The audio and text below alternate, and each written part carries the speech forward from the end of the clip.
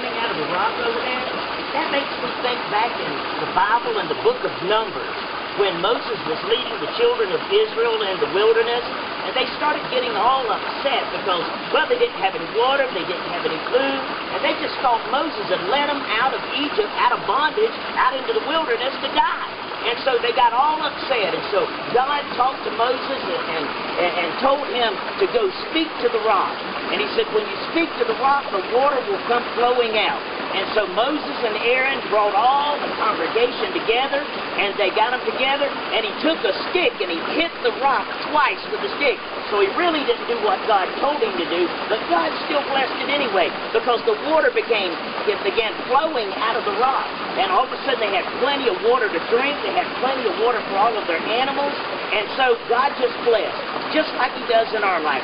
Sometimes we just think, where is God at? He's not going to bless us. Has he just left us alone in this drought?